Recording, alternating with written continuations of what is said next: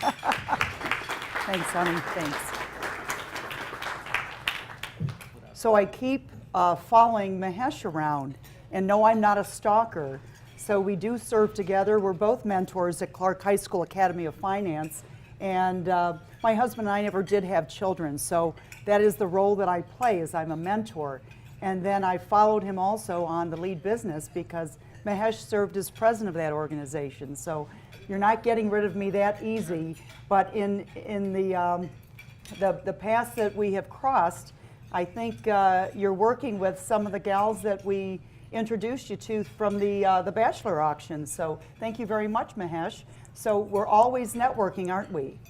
And I just wanted to say how grateful I am to be here. Mahesh and I had a discussion about 10 months ago asking if I would be a presenter for one of your meetings, and in listening to your installation, to hear that you too have a trilogy, which is a local, state, and national presence, that you have a code of ethics that you adhere to, that you have issues, mobilization, if you will, as well as a PAC. I just came from my local PAC meeting. I feel more at home than I did before I found this out. So we have a lot of common ground. And I don't have a blue badge or a blue dot on my badge. I have a gold pin. I don't know if you can see that with all the flash on my dress, but I'm a member of the Hall of Fame with the National Association of Realtors, and that's because of my PAC donations. I've given at the level of plus 25,000 aggregate, so that too bought me or had allowed me to have my name inscribed in the National Association of Realtors building. We have headquarters in DC as well as Chicago, as it faces the Capitol in a very prominent position. So I too am very proud, and you're absolutely right. The task is to ask, get involved. I thought I was giving because I'm a giver, but any of you know through your volunteerism, you know, you're going to receive a lot more than you're ever going to give. And that's the bonus at the end of the day. So I just wanted to congratulate you and your organization and tell you I do feel at home. But what I'm going to do today, I serve on many committees. Yes, I'm everywhere. I'm like a rash is what I tell people. But I love what I do. Every bit of what I do professionally, as well as my volunteerism, I hope you'll see the passion that'll be emulating from me, because I love what I do. And if you love what you do, it's not always work, is it, guys? So on the local association, we'll start with that, and we'll talk about not just the association, but what qualifies me to talk to you today about local market conditions, as I'm a feather duster, not proud as a peacock anymore, but has been the 2006 president of the Greater Las Vegas Association of Realtors. I am a faculty member. I am a mediator, a trained mediator, and I also am the political affairs chairman this year. We just were formulating our 2013 legislative agenda that will be moved forward to the state level. And I do many other things, but I don't want you to get the idea that I'm not somehow balanced, because I love to do a lot of things and I enjoy life. So with that said, let's talk about the last 12 months in the local market. We're going to talk about 10 minutes, and then I'm going to pause to see if anyone might have any interest in the local real estate market. You might have a question for me. The last 12 months have been interesting. Our attorney generals, and ours is not excluded, got involved with robo-signing and fraudulent dealings with some of the mortgage products out there in the foreclosure process. Knowing that foreclosure is a national scenario, you know, we didn't think that we would get too involved with it, but when there's fraud, we absolutely want to be responsible citizens and say this is not appropriate. So to have one person in a bank attest in 9 different areas of foreclosure that they had personal knowledge, and some of you may have seen the 60-minute item on that where people were just mass signing particular names. So what that resulted in was a nearly $26 billion settlement that some of you may have heard of. And Nevada, we got our share, $1.7 billion. So this was something that was near and dear to the heart of our Attorney General, which is great. But as is usual, the devil's in the details, isn't it? So post signing that bill, in the 2011 legislative session, what happened was we had banks that didn't want to necessarily be caught in criminal violations as well as fines. And so for a while, and it was a good thing, they were checking their P's and Q's and their T's, making sure they were dotted correctly, crossed correctly, and the I's were dotted properly. So what that did is that started out in October 1st, it started out that a lot of the foreclosed properties didn't find their way to market. Guess what? Guess what type of a supply we have right now, guys, for inventory in our local Southern Nevada area? Anybody venture a guess? Low. That's a good, yes, sir. 5,000. 5,000, okay. And as far as absorption rate, what would that be as far as the number of months worth of inventory? Right answer. Not enough. Right answer. It's a little over a month now, because that is shrinking and shrinking. And you know, and I'm a practitioner. I have a little boutique office, which is a sweet way of saying a small firm.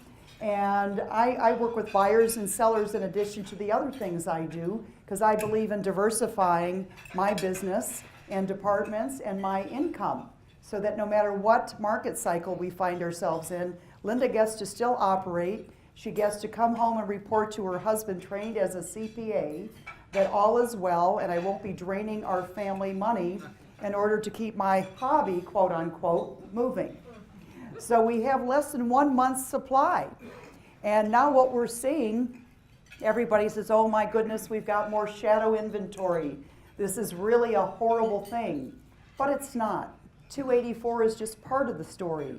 Right now, together with banks and title companies, because it's really their issue, we have a seat at the table. We're a very involved pack, if you will, and anything that affects our consumers, we certainly take an interest in.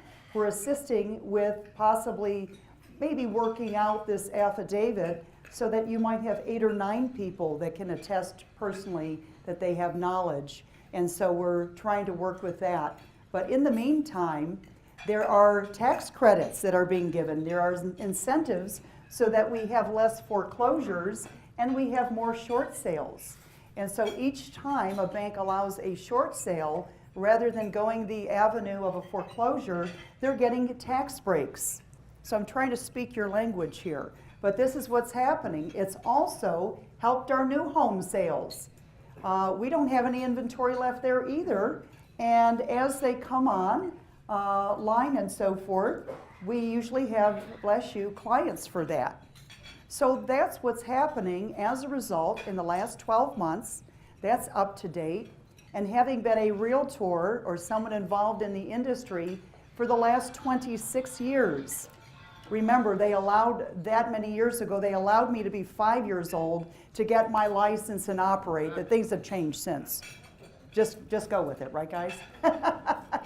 But that's what's happened, and to me, it feels so much like the markets of 2004, 5, and part of 6, before people, including our own members, figured out that the market had shifted.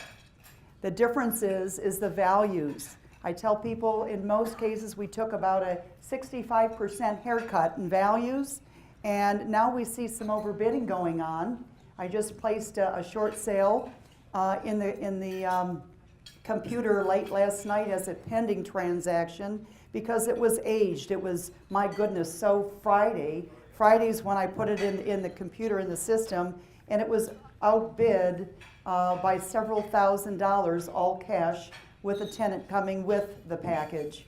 So it was an investor only, and I needed the pain to stop. All the calls, and don't feel sorry for me, but it really tells you that some people don't read. It's not going to be a candidate for FHA or VA because an owner-occupant can't occupy it within 60 days. But that's what we're dealing with, is pretty much the same of what we saw when I first met Mahesh. And that was years ago. So the only difference is the valuations. And that's another topic, would be the appraisals and how the appraisals are also impacting and the valuations, the broker price opinions. But it is a wild and woolly marketplace, and it's not for the meek and mild, that's for sure. It just tells you that no matter how seasoned you are in your profession, as in my profession, you have to pay attention to the nuances and the signs. And if you're going to be reactive to your customers and clients, you have to really pay attention and make a safe business plan that's going to work best for you, so that no matter what happens with the, as I say, the peaks and valleys, that we're still here to do things properly, ethically, and with our clients always front of mind, top of mind. So I'm going to take a little pause now, since I've given you a little bit of an outline as to where we are in the residential market. And then I will take some questions on the commercial as well. Yes, sir. I have clients who ask me, when short sales occur, there's some kind of a tax advantage for the bank to do the short sale. So why isn't there an advantage for the bank to refi for the person who's in the home now and still get the tax advantage? It doesn't make any sense to me for people to be forced out of the home. The bank gets the tax advantage, and they also have some insurance that's paying them back. Why isn't there a focus on refining the person there in the home? Thank you, Pat. I think Pat's a plant in the audience.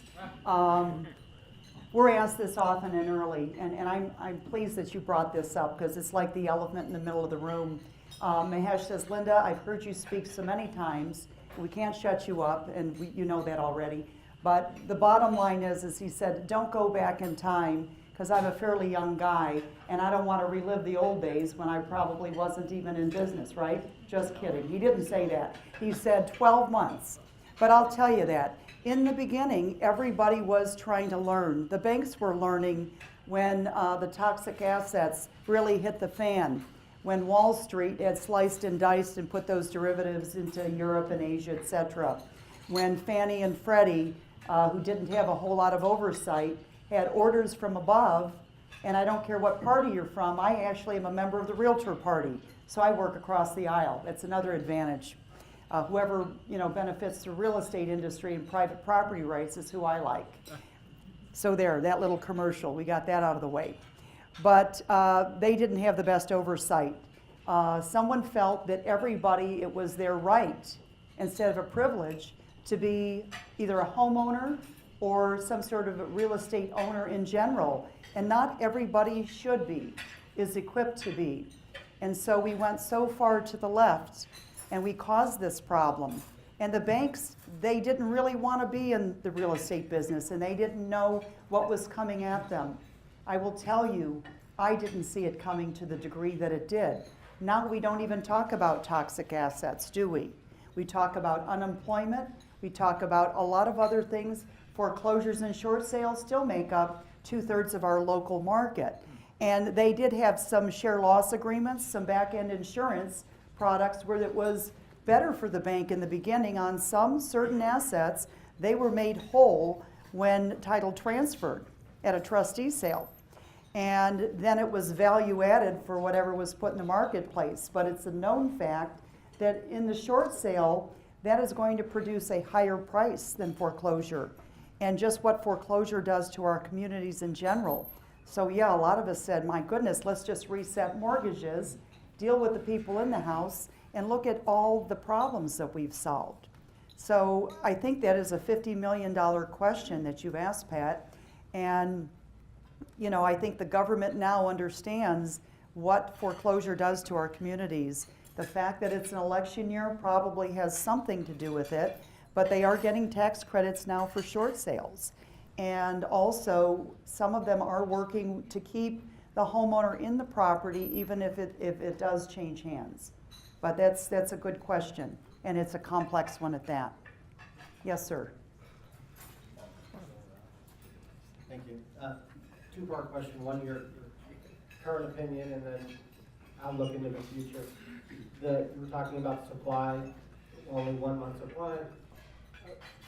Often hear different talk about shadow inventory or bank REO. It's like, what your current opinion, but also moving forward, how do you suggest people stay in touch with reality versus puffing of, because there's always, we want to create some urgency for people to take action today versus, and people seem to like good news more than negative news. Yeah.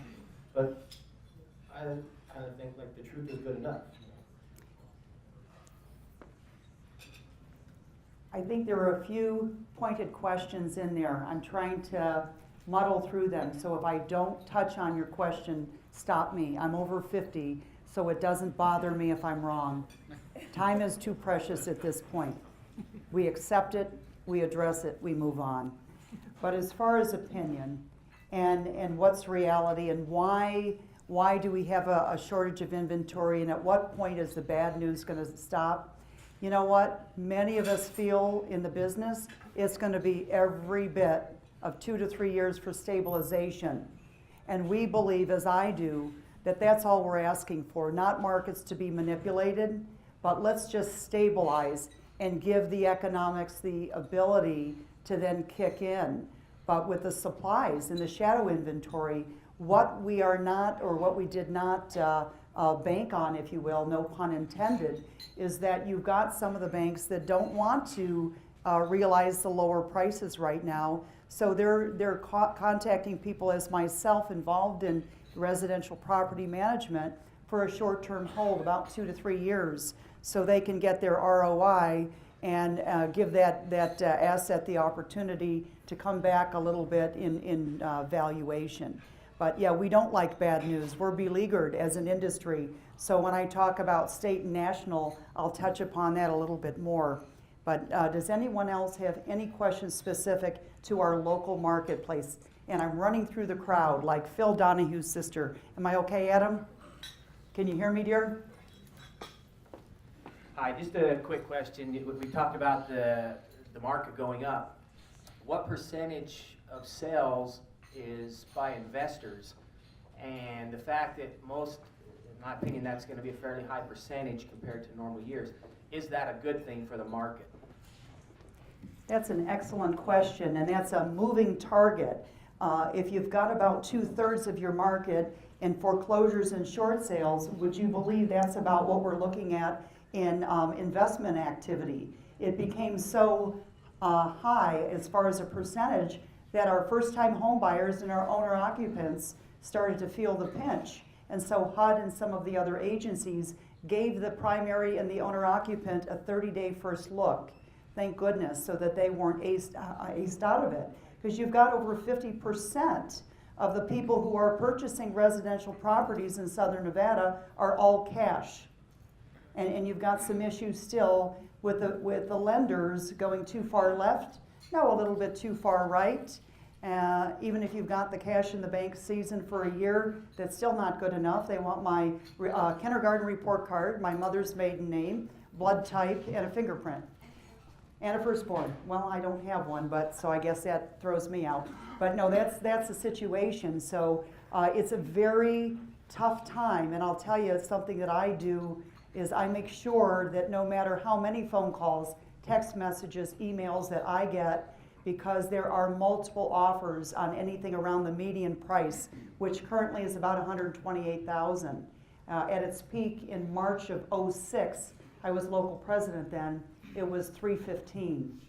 So at that time, I mean, I make sure that I call people back, that I'm very courteous, kind. It's tough out there. It's tough out there for the consumer, and it's tough out there for the professionals.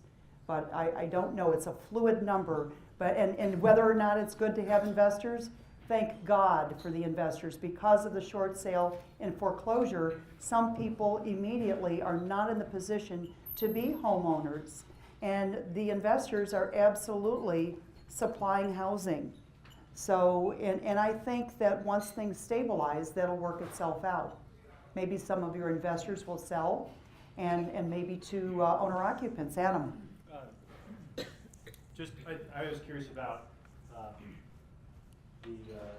the bill that's passed at the national level, or at the state level here, that prevents the foreclosures from occurring at the pace that they should be occurring at.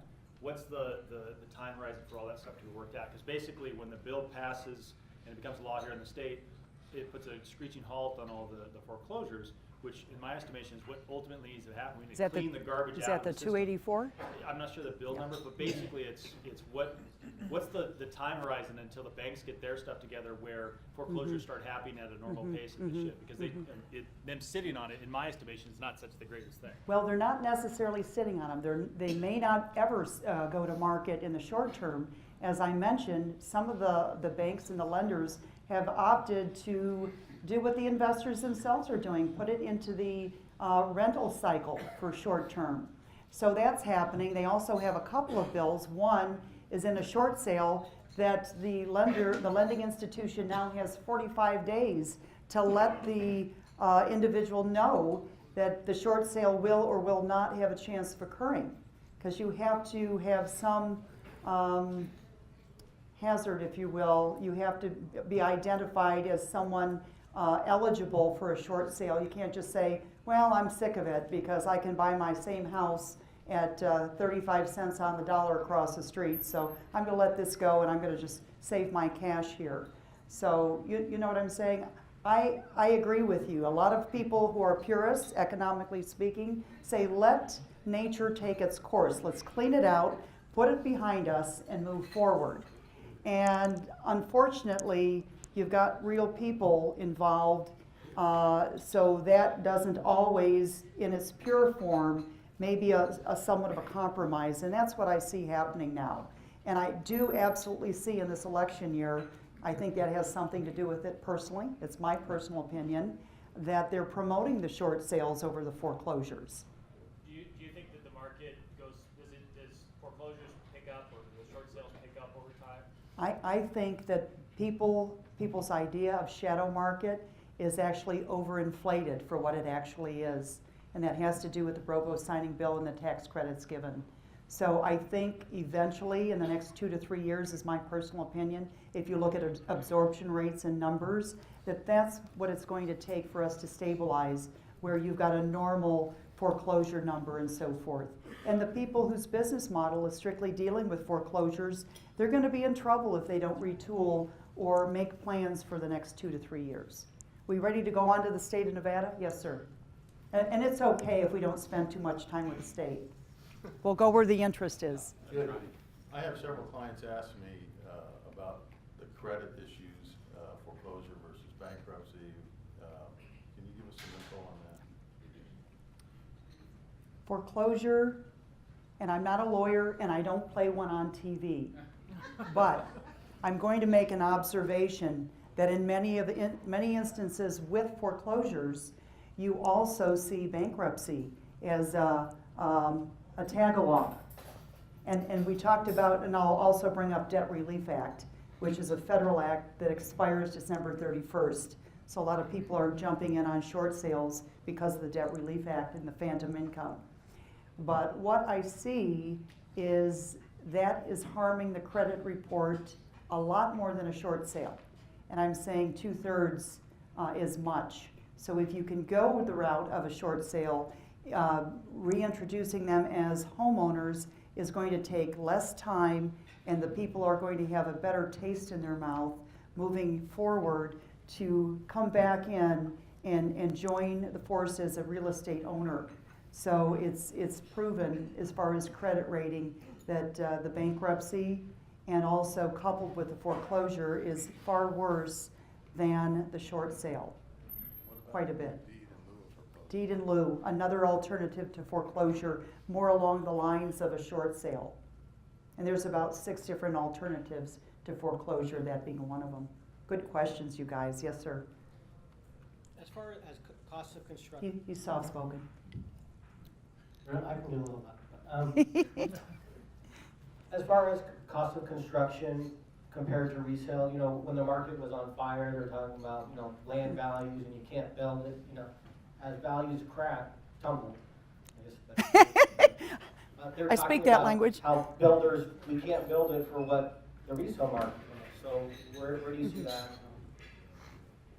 Excellent question, and the only reason I know about the cost is because in the appraisal field, we're finding a lot of banks and lenders asking for a market approach appraisal as well as a cost approach.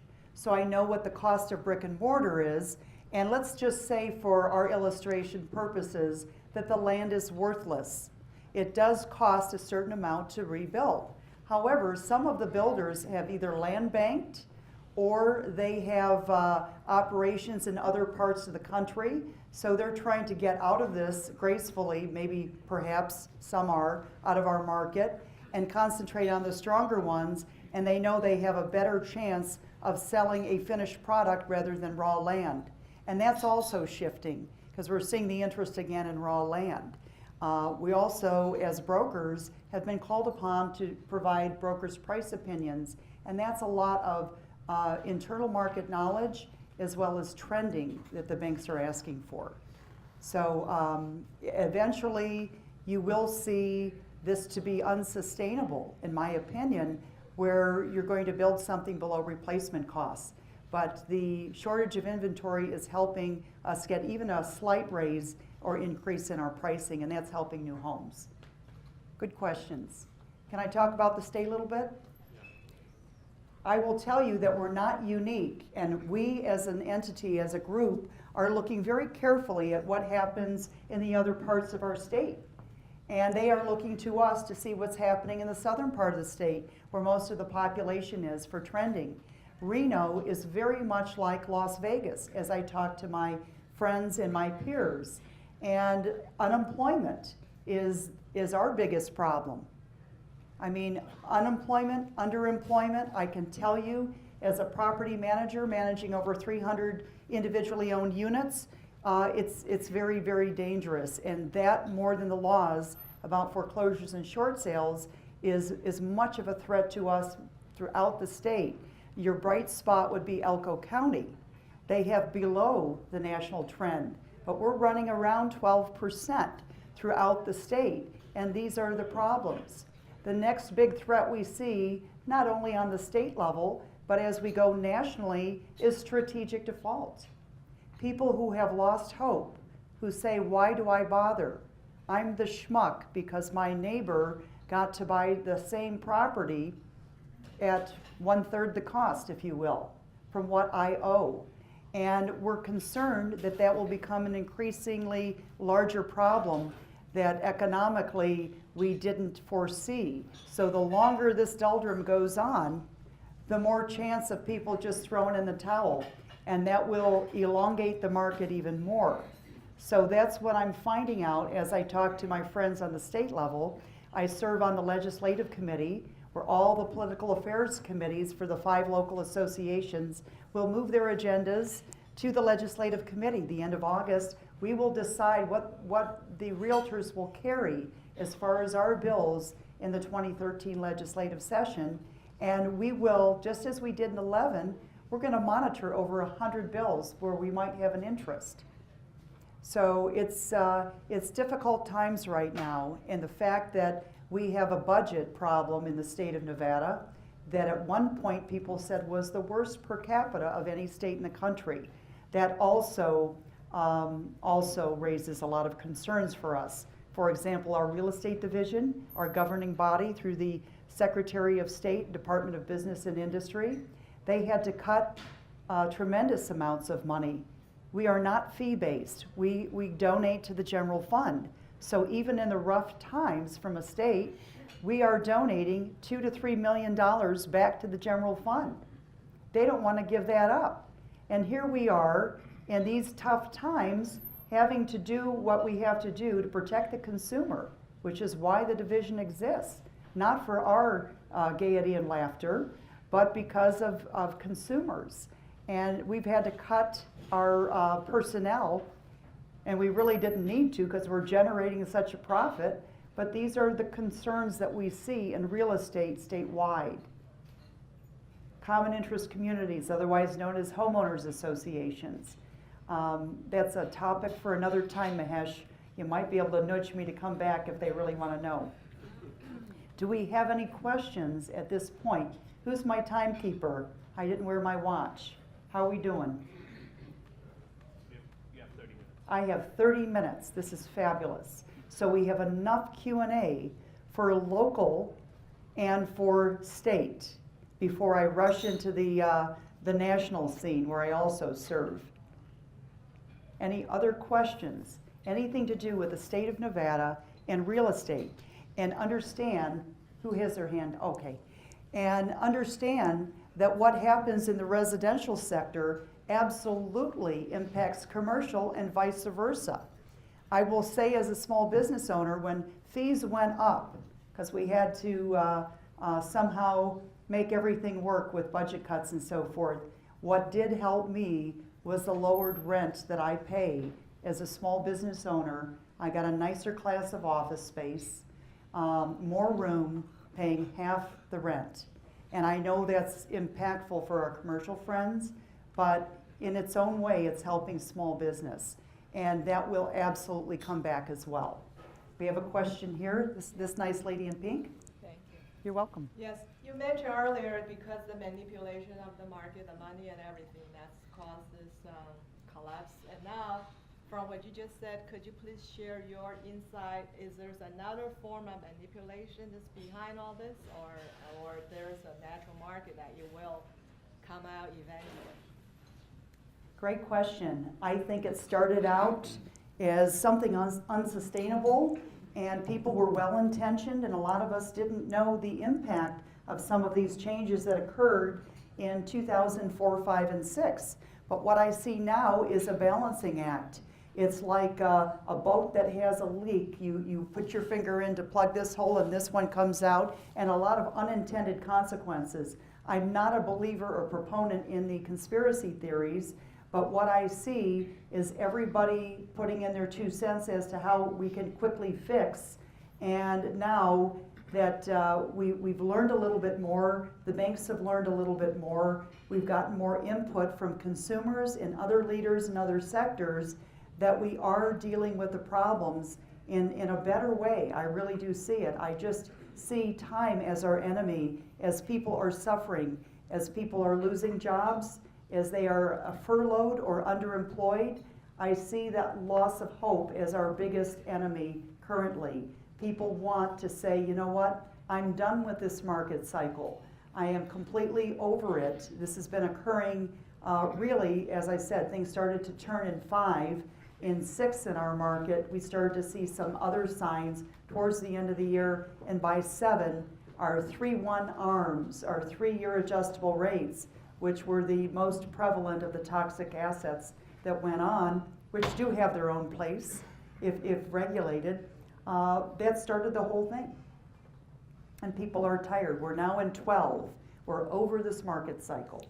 So that's my opinion. I have a nice lady in royal blue. I'm coming. Where did the 1.7 billion go? Where did the 1.7 billion go, and how is it benefiting the state of Nevada? Excellent question. They're still meeting on that as to how best to deliver the money. And you know, just like if you have 5 people in the room, you have 5 different opinions. So what they're trying to do is gather everybody together, and I've had people say, well, they should do this with the money and they should do that with the money. And I said, wait a minute, why don't we keep the money for the reason that we have it? Let's help housing. Let's help the people beleaguered. Let's help the people who were perhaps wrongly treated as victims of robo-signing or fraud. Let's look at some of the situations that we have before us as opportunities. But so far, you're absolutely right. This is a brand new lawsuit settlement, and they have worked out the mechanics, but I don't think the Attorney General has a clear-cut path as to how that money will be spent at this time. Excellent question. Who puts claim to it, or how they put claim to it? You know what? I don't know that. That's above my pay grade. But I've heard a lot, though. Yes, sir. This has more to do with the local market, but with all the investors buying up properties, you see that putting downward pressure on rental rates? I thought you'd never ask. I do. Recently, I've had to readjust. I do the comparative market analyses for all of the properties under my portfolio in the business, because I want to take the blame if we guess wrong. I don't want other people that may have less at stake than me making that decision and recommendation to the client. So I've had to go below that initial rental range, and I've had to recommend different incentives, such as free rent, especially in your higher density condo townhome market, where they're directly competing with apartments that large corporations might own. And maybe these people basically are saying, you've got free rent, come on in. Well, I want to have a security deposit in case there's damage, because I don't want to be the one at risk or sued when the client maybe has a tenant that doesn't behave correctly at the end of the day. So yes, I have started to see that, but as long as you're responsive as a property manager and you can look at the micro markets, if you will, because certain areas you don't have that downward pricing. But I'm concerned about what's yet to come, so that's a very good question. And that's something I've addressed in my property management courses. Any other questions, local and state, before we move on to the feds? Yes, Mahesh. There was a new legislation passed Yes. last year regarding the protection that a consumer would have when they do a short sale with their first and their second 6 mortgage. months. Mhm. Can you shed some light on that? I will. There we go. It's talking about the 6 months that they had to go after a first deed of trust and the up to 6 years on a junior lien. And now they went ahead and said 6 months across the board. And what that is that's the amount of time that a lending institution has to go back for a deficiency. And there's still, even though the law has been passed, Mahesh, there's still some unsettlement in that arena in the legal field in addition to the real estate field. So stay tuned on that. And I did state also that that's a segue to the Debt Relief Act, which is federal. On a short sale, you would have phantom income, if you will. If the bank forgave part of your note, then they would give you a nice present at the end of the day called a 1099. And here, you're leaving the short sale with not a penny in your pocket, yet you've got to pay and deal with tax consequences. And I'm not an accountant and I don't play one on TV, but I can tell you that that was very unsettling. So currently, that's one of the items that the realtors went to Washington with. We wanted to have them extend the Debt Relief Act beyond December 31st, so that if people are short selling, that they don't have to look forward to that 1099 if it's beyond the 31st. Now, I've had a lot of investor clients come to me and say, Linda, let's toss this on the market. I've got clearance from the bank in order to allow the short sale process. And I want it signed, sealed, and delivered before the end of December. So in talking to the Nevada contingent, and we did visit with everyone but Amadei. He was in a committee meeting, but did send his staff. And all of them are very pro-real estate. In fact, even on whether it's CNN or Fox or whoever you're listening to, they all say, leave mortgage interest deduction alone. We'll talk about that as well. But these are issues that are being addressed, and I think they're being acted on, but I don't think the planning is quite in place to where everybody's comfortable, especially on the junior lien. Yeah, Linda, good question, yes. what do Dawn. you think that the December 13th will be extended? In your professional opinion, do you think that December 13th will be extended? 31st, you Or, mean? excuse me, the 31st? I do, and I'll tell you why. Because the government right now, all sectors, doesn't matter what side of the aisle you're on, they're encouraging the short sales as an alternative to foreclosure. So if they're going to do that, then I believe the Debt Relief Act should go hand in glove, and I think we will see that. Everybody comfortable? We ready to go to Washington? Mrs. Rheinberger visits Washington? Okay. All right, nationally. I serve on the Strategic Planning Committee. I'm one of 40 people from across the country. I'm very honored to be on this with this group. It's a 3-year appointment, and we're looking at the industry and the organization 5 to 10 years out. Very interesting. I was recently invited to visit Budget and Finance with the 2013 budget review to see how some of these items that we're recommending and are in the middle of the strat plan, how they'll work into the new budget. We're down to about 1,085,000 members. At our peak, we were 1.35. So we have seen people drop out. We've seen that in our local organization. When I was local president in 6, we were the 3rd largest local in the country, second to Long Island and Houston, 17,500 members.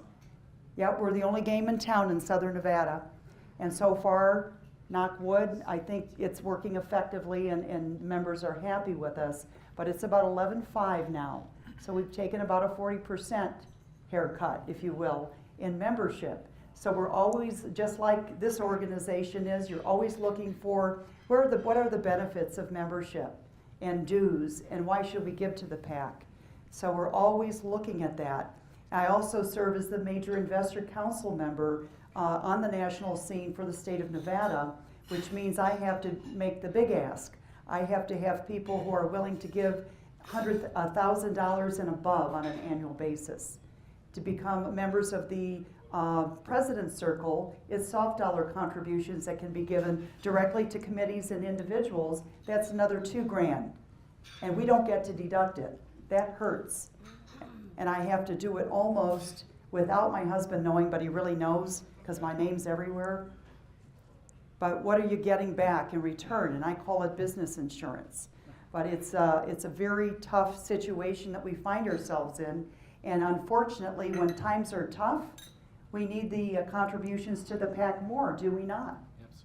That's when you got to ramp it up and really put your money where your mouth is, because unfortunately we need money at the table, money to have a seat at the table.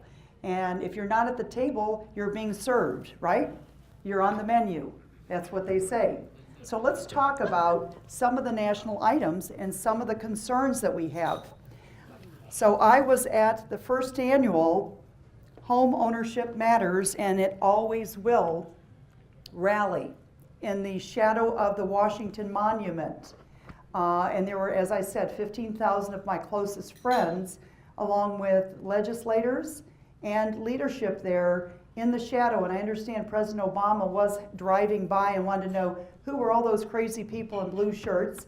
And then those of us that were major investor donors, there's about 100 of us that had yellow shirts that said, ask us about the PAC.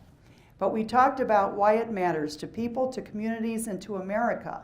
Some of the intrinsic and unintended consequences of home ownership mattering.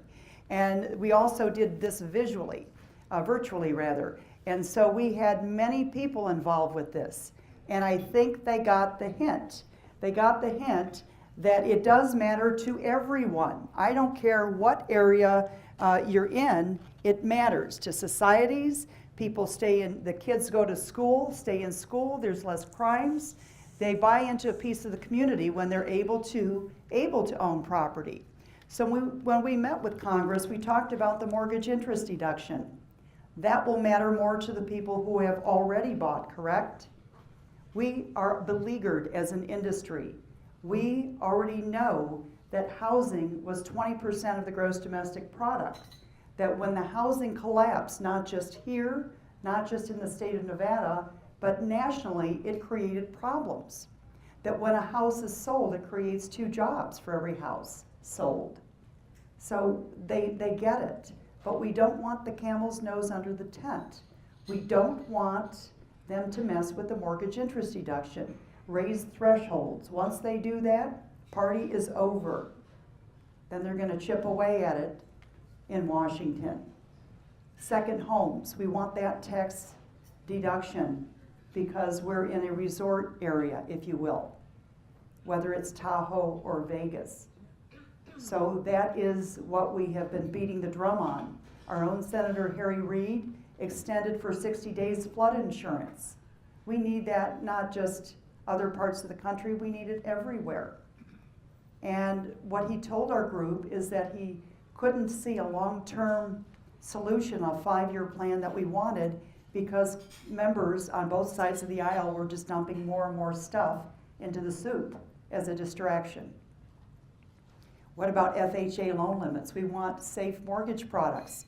That's a federally insured product. We want to increase those limits so we don't get into some of these high-risk instruments, if you will, financial instruments. So these were the main topics of discussion besides extending the Debt Relief Act. This is what we talked on Capitol Hill on the 17th of May about, because the realtors go to Washington for mid-year legislative updates, Capitol Hill visits, and now rally if we have to.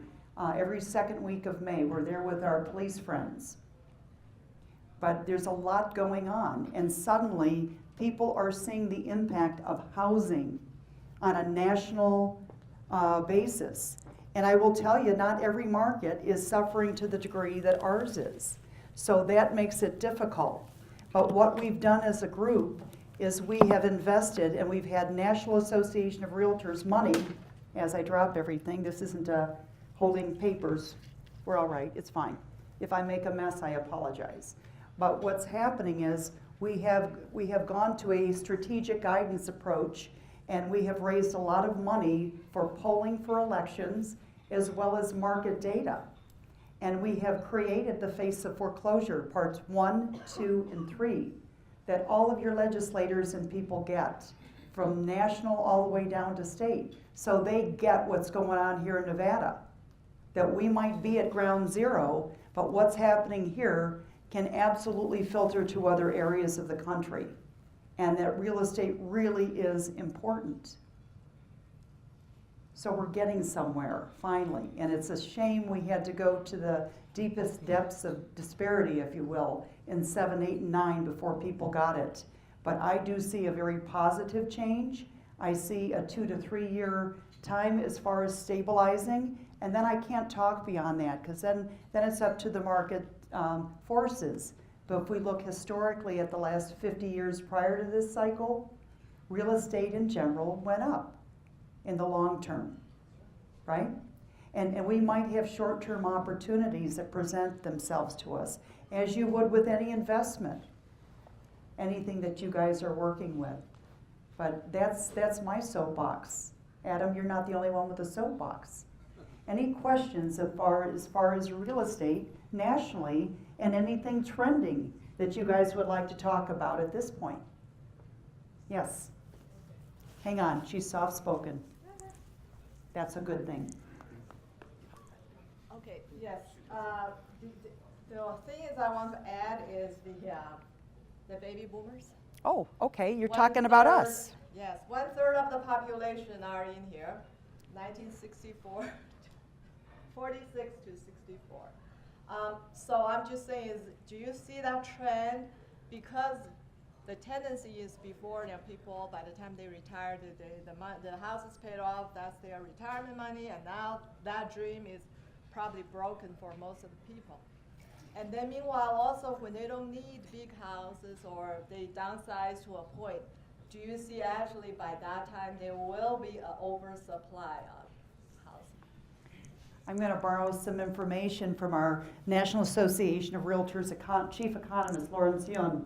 Have you guys ever seen him on television or had the opportunity to speak to my friend Lawrence? What they see in the next 5 to 10 years is an undersupply, a real problem there, because if you look at the households that we have now and people combining family units in one house or the other, and the interruption of construction, that we are going to have a problem in the other direction as far as your home still being one of the best financial tools. As I said, once it stabilizes, it has the opportunity to come back and be part of that. But your millennials or your Gen Ys, and I say, but why? These are people about 35 and under, Mahesh. They're even bigger of a group, consumers, if you will, than we boomers. So there is hope. And I do see at some point we're going to be lulled into submission to think for one reason that this is the only way it's ever going to be. Well, we know in life there are certainties, death, taxes, and changes in market cycles. As I said earlier, this has been an elongated market cycle, but it certainly isn't telling as this is the only way it's going to be. There's enough signs that we're going to be about 3 to 4 million units short in the next 5 years when it comes to real estate and housing.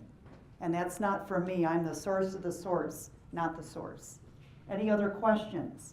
Local, state, or national? Yes. I have a question regarding the HARP 2.0. I found that most people have no idea who actually holds their mortgage. And you think that the place you apply for it and who you're making your payment to is who actually holds it. And once you start making calls, you realize it's not. So only people under the HARP 2.0, only those whose mortgage is being held by Fannie or Freddie can actually take advantage of that program and refinance even if you're upside down. Obviously, there's a large group of us who, still have our jobs, still have an income, but yet we're hundreds of thousands of dollars upside down in the home, and it will never, even if the market stabilizes, get back to where we have any equity in our lifetime. Do you think that there's any discussion out there or any possibility of a HARP 3.0 that would actually help people in those types of situations? Excellent question. And there's about 7% of the population that don't fall under Fannie and Freddie. And what I'm doing is I'm deferring to my lender friends, and one in particular who's just fabulous and great at keeping us up to date with this experiment, if you will, which is HARP 2.0, is Linda Ward from Red Rock Mortgage. She's just fabulous, and she has yet to see someone who fits the parameters of HARP 2.0 be turned down, and it doesn't matter how far they are underwater. To me, I see this as a pilot program, and I see it as, if this is successful, then we'll be able to maybe duplicate this in other areas and realms, not just Fannie and Freddie loans. But I'm very encouraged by the news that she keeps us up to date about once a week, and it's all been positive. So that's a good thing. I know that my husband and I made a decision to refinance a house that we have. We've got 6 of them in the state of Nevada, in addition to raw land. And I can remember the arms in the air flailing. Remember I told you, trained as a CPA. This market is NASDAQ on steroids, looking right at me, the real estate professional in the house. Sorry, honey, I don't have a crystal ball. If I did, maybe we would have made some decisions differently. But I'm very encouraged. I'm a very positive person, and I do believe that if we're not alone. And so therefore, over time, we're going to see more and more of these types of programs that will offer relief. We refied. We had to come strong out of pocket another 100G after we put 40% down on this investment to cash flow it. So on a $650 investment, we came in at $250 because that's what it required to cash flow this investment home. We now call it our primary residence for the last 4 years, and we changed our investor loan of 8% to 3 7/8 30-year fixed a year ago, November. So that was another 100G, and yeah, every time there's discussion of finances in the house, I get that hairy eyeball. What can I tell you? But yeah, I think there's good news around the corner, and that this is just one of those programs. It's a wait and see. How did this turn out? And it's going back to what Pat and I were talking about, is resetting the mortgages. That's really what it is. Any other questions? How we doing? Last question. Last question? Thought I had 30 minutes. That went fast. Where's the other question? Do I have one last question? If I don't know the answer, I'm not afraid to tell you I don't know. Anything that's on your mind. Commercial. Commercial. Commercial values, commercial real estate property. Well, who's in commercial? You guys want to tell me what your market's doing? And I'll tell you some of the messages we brought to Washington. And a lot of it has to do with how they categorize a performing asset and the financing and the future of the value of the asset and how that's treated. That, they said, is a tsunami if we don't get that under control. That'll make the residential look like child's play. But we've been ahead of this number for about 4 years, believe it or not, because we do have commercial practitioners in our organization, about 25%. So what we see in the local market commercially, we see some rebounding. The fact that they turned off the faucet with the building, that didn't hurt us. And we see some absorption in the supply. And some of these decisions were made independently of our marketplace. When you had some franchises and so forth close up overnight and create some of these vacancies. That's been hard, but it seems to be moving in a more positive direction. And that's about all I can tell you on that, unless you've got a specific. Go ahead. Follow-up question would, Follow up. do you see pricing on commercial office buildings stabilizing, still declining, or maybe even trending possibly up? I see the stabilization in the commercial and the pricing as far as valuations of buildings happening sooner than the residential. I really do, because you also see movements for people that just say, what the heck, I'm going to stop looking for a job, I'm going to make my own. Now I'm self-employed, boom. And you also see uses of commercial buildings where you've got, what do we call that in the business? I'm losing my train of thought. Where you've got one central area as far as services that are administrative, and you pay rent for a room, so is that a suite? Executive suite, thank you. And you see some of that retooling going on. So I think commercially you're going to be better off than the housing, because there's less emotions tied to it as well. What do you think of that? It's true. Yes, sir. What's going to happen to all these big box stores that have gone out of business? Car dealerships up and down Sahara, Circuit City, Vaughn's. We got big empty buildings. Now they're going to be fitness places. They're going to be savers. Secondhand stores. Secondhand stores. They're going to retool, and we've seen it, haven't we? Trader Joe's maybe moves in to where a big box was. It's a sign of the times, you know, and you're going to see little by little that happening. Or your mega stores, your big boxes that where they are doing well, your Walmarts perhaps might find a home there. That's all we need is another Walmart. Another Walmart? I like, there may be their grocery store, who knows? You guys have been fabulous. I thank you for inviting me. I hope you've learned something. Thank you so much. Thank you, Linda.